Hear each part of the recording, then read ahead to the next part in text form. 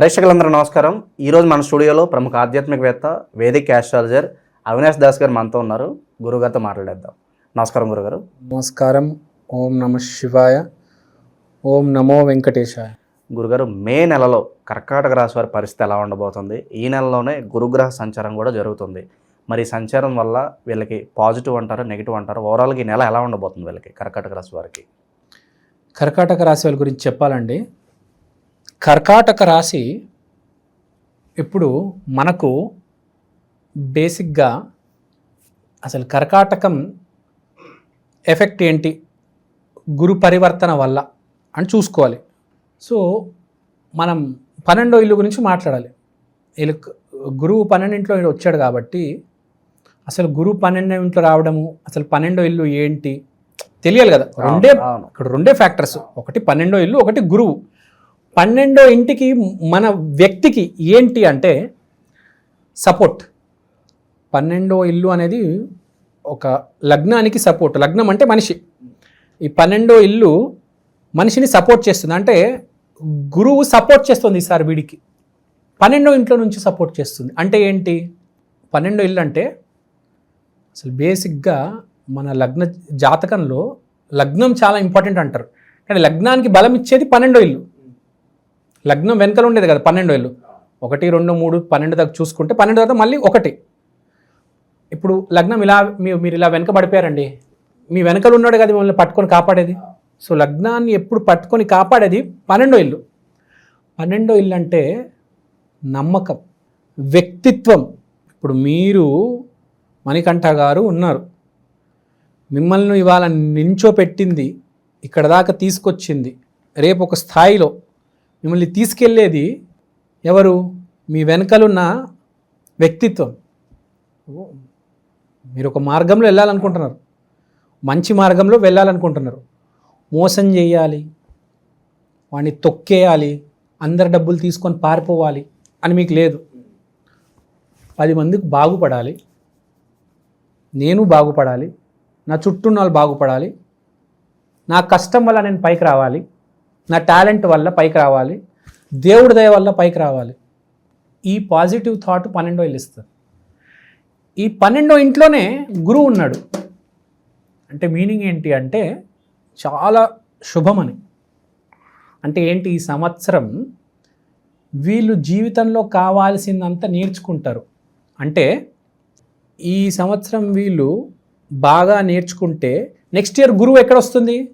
కర్కాటకంలో, వీళ్ళ రాశిలో. అంటే this year they are going to learn. ఏదో మంచి విషయాలు నేర్చుకుని నెక్స్ట్ ఇయర్ వీళ్ళ రాశిలో ఎప్పుడైతే గురువు వస్తాడో అప్పుడు వాళ్ళకి గుడ్ టైం అనేది స్టార్ట్ అవుతుంది. చూడు మనకి ఎంత బాగా మ్యాచ్ అవుతుంది.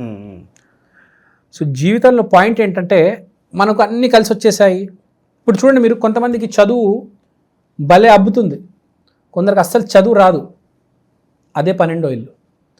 మీకు ఒక విషయం పూర్వజన్మ నుంచి వచ్చి పట్టేసుకుంటుంది. ఒకడు 100 వ్యాపారాలు చేస్తాడు, వాడికి ఏది కలిసి రాదు, పునుగులు బండి పెడతాడు, హిట్ అయిపోతుంది. ఒకడు వస్తాడు, ఆడు బీటెక్ అయిపోయిన తర్వాత 10 వ్యాపారాలు చేస్తాడు, సరిగ్గా రాదు, సాఫ్ట్వేర్ ట్రై చేస్తాడు, అమాంతం ఒక సక్సెస్ వచ్చేస్తుంది వాడికి. ఆడ అసలు నేను చదువు వద్దు, నాకు ఏమొద్దు అనుకుంటాడు. ఆడికి ఇంట్రెస్టే ఉండదు చదువు. 4 వ్యాపారాలు చేస్తాడు, ఇడ్లీ బండి పెడతాడు, మొబైల్ షాప్ పెడతాడు, కలద్దాల షాప్ పెడతాడు, బెల్ట్ షాప్ పెడతాడు, కుర్చీలు అమ్ముతాడు, ఏది సక్సెస్ రాదు. యూట్యూబర్ అవుదామని ప్రయత్నిస్తాడు, కెమెరా కొంటాడు, మైక్ కొంటాడు, సక్సెస్ కాదు, ఫెయిల్యూర్ వస్తుంది.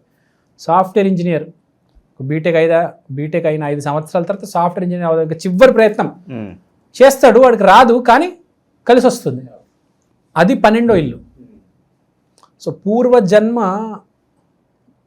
ఎంతో మంచి మనం చేసింది అలా మన ముందుకు వస్తుంది.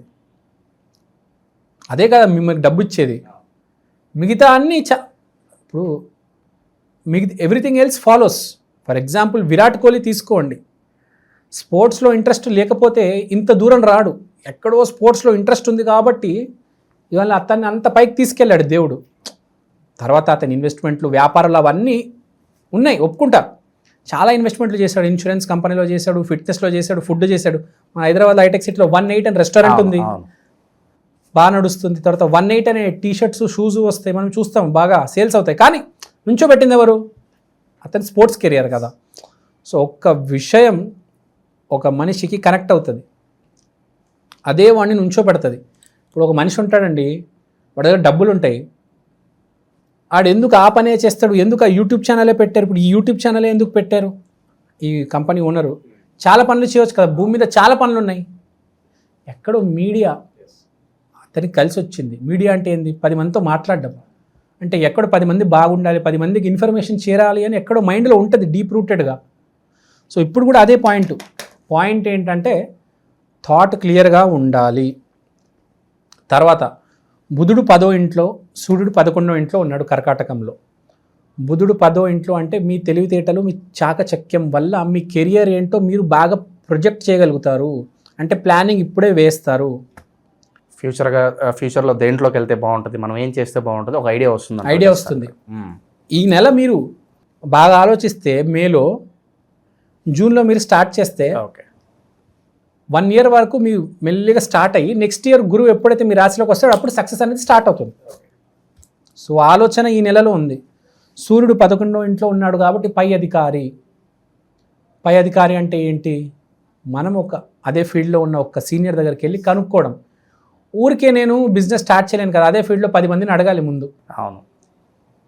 ఇప్పుడు చింతపండు వ్యాపారం ఎక్కడ పడితే అక్కడ స్టార్ట్ చేస్తే సక్సెస్ అవ్వదు, ఎక్కడ స్టార్ట్ చేస్తే బాగుంటుంది, ఎక్కడ చింతపండు దొరకదు అక్కడ వెళ్ళి చింతపండు అమ్మితే బాగుంటుంది కదా.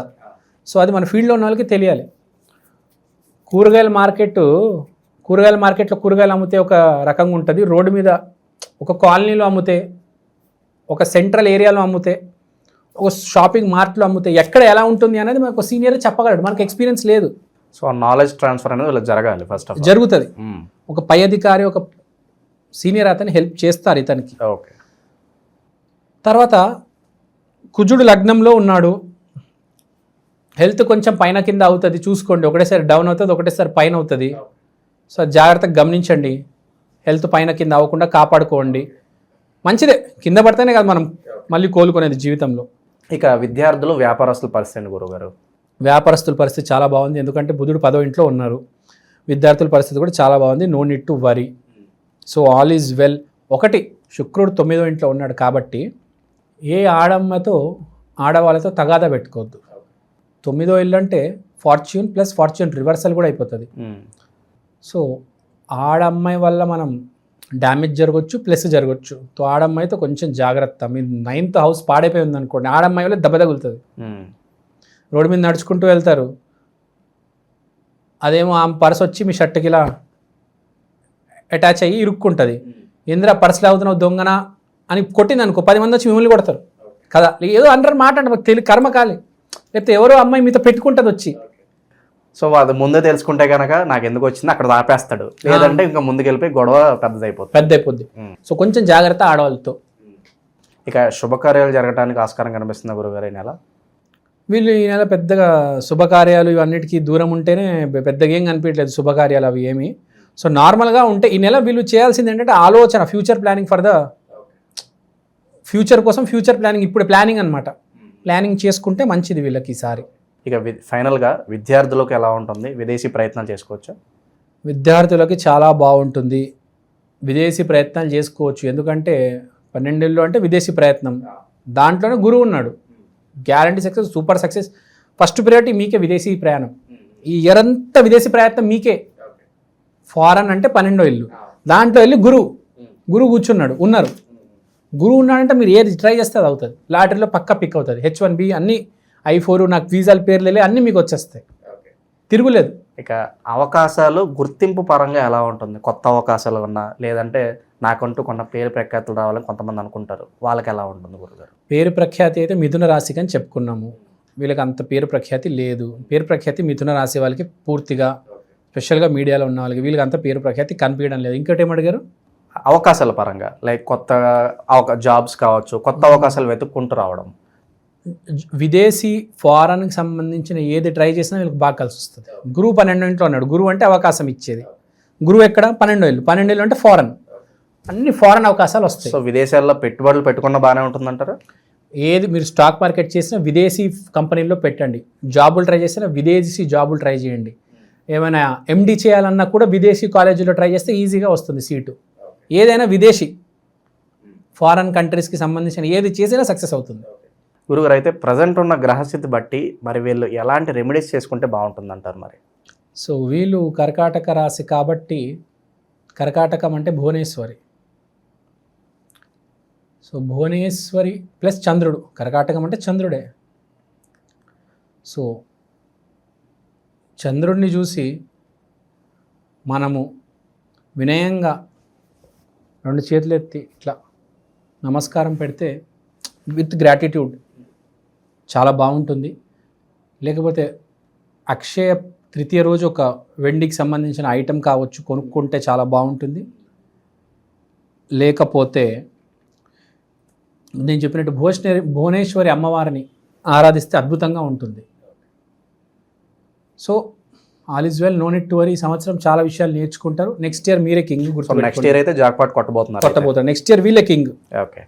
సో ఓవరాల్గా మే నెలలో కర్కాటక రాశి వారికి ఏ విధంగా ఉండబోతుందని చాలా బాగా వివరించారు గురుగారు. ధన్యవాదాలు. ధన్యవాదాలు. జై శ్రీరామ్.